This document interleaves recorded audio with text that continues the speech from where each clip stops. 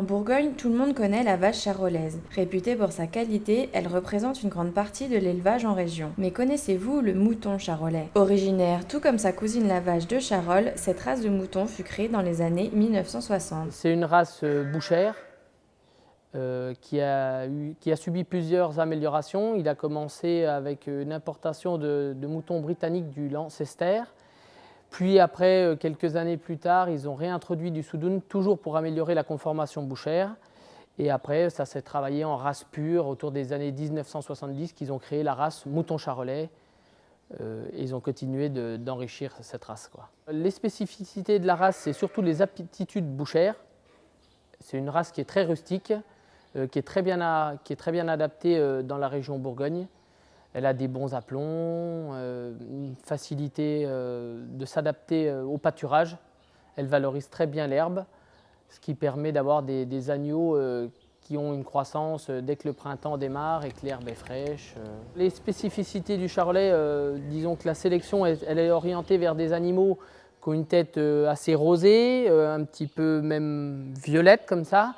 Les aplombs, des bons aplombs, un très bon gigot, qui est une bonne conformation, une super ligne de dos et des pattes qui ont tendance à être un peu blanches comme ça. C'est une race qu'on travaille beaucoup en lutte naturelle, donc la saison débute au mois d'août. Donc on introduit les béliers dans la troupe de brebis au mois d'août pour des naissances qui ont lieu au printemps dès qu'il va faire beau pour que les animaux sortent directement au pré.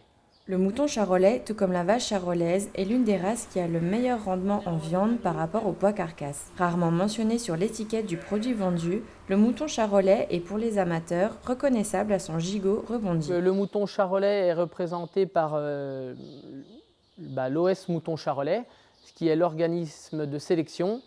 Donc tous les ans, les meilleurs agneaux sont mis à la station d'évaluation pour les confronter entre eux, ce qui permet d'avoir, on a des croissances communes, on peut les évaluer sur les mêmes critères. Les meilleurs agneaux sont introduits dans les centres d'insémination, sont prélevés pour plus tard permettre aux éleveurs qui le veulent d'inséminer leurs brebis avec les meilleurs béliers.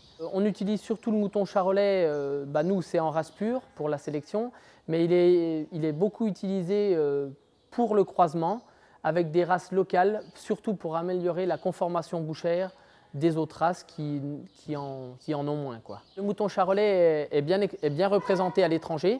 On a des exportations régulières vers les pays étrangers en béliers reproducteurs. Environ 50% des moutons exportés sont des moutons charolais. Donc, ce qui vous prouve bien qu'il a une très bonne conformation et il est très recherché pour le croisement.